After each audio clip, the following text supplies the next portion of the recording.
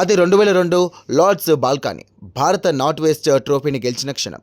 టీషర్ట్ను గాల్లో ఊపుతూ భారత క్రికెట్లో ఒక కొత్త ఆత్మవిశ్వాసానికి నాంది పలికిన సౌరవ్ గంగూలీ. అదే చారిత్రాత్మక క్షణాన్ని రాజ్ కుమార్ రావు ఫస్ట్ లుక్ పోస్టర్లో రీక్రియేట్ చేశారు. ఇక గంగూలీ పుట్టినరోజున విడుదలైనటువంటి ఈ పోస్టర్కు అభిమానుల వద్ద నుండి భారీ స్పందన వస్తోంది. ఇక ఈ బయోపిక్ను దర్శకుడు విక్రమాదిత్య మెట్వానీ తెరకెక్కిస్తుండగా సినిమా 2027 మే 14న విడుదల కానుంది. సోషల్ మీడియాలో మిక్స్డ్ రీకాన్సెప్ట్ లుక్ విడుదలైనటువంటి కొద్ది గంటల్లోనే సోషల్ మీడియాలో వేలాది కామెంట్లు వచ్చాయి. రాజ్ కుమార్ రావు ట్రాన్స్ఫర్మేషన్ అద్భుతం అని ఒక వర్గం ప్రశంసిస్తే, గంగూలీ లుక్ను ఇంకా బాగా క్యాప్చర్ చేయొచ్చుగా అని మరో వర్గం అభిప్రాయపడుతోంది. అదే ఒక బయోపిక్ పై ఆసక్తిని మరింత పెంచుతోంది.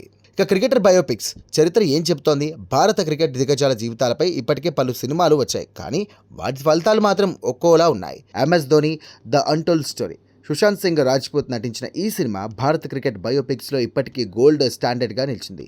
భారీ కలెక్షన్లు, ప్రేక్షకుల ప్రశంసలు, భావోద్వేగ కథనం, బాక్సాఫీస్ వద్ద సూపర్ హిట్. తర్వాత అజార్ మొహమ్మద్ అజారుద్దీన్ జీవితంపై కూడా ఇమ్రాన్ హష్మీ నటించినటువంటి ఈ సినిమా ఆసక్తిని రేకెత్తించిన మిశ్రమ స్పందన మాత్రమే దక్కింది.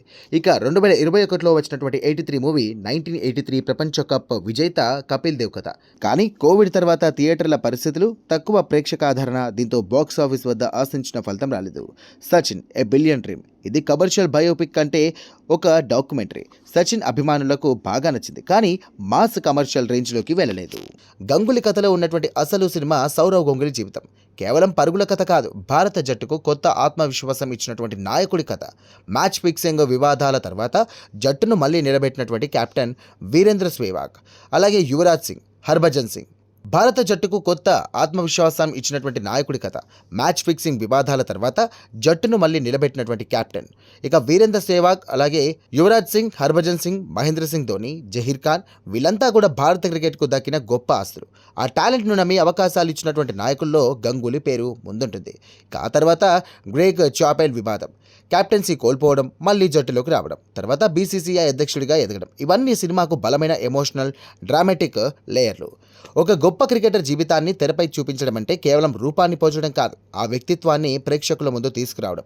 రాజ్ కుమార్ రావు ఆ బాధ్యతను ఎంతవరకు నెరవేరుస్తారు? MS Dhoni the untold story లా చరిత్ర సృష్టిస్తుందా, లేక 83 లా ప్రశంసలు మాత్రమే దక్కుతాయా? దీనికి సమాధానం 2027 మే 14న థియేటర్లో దొరుకుతుంది.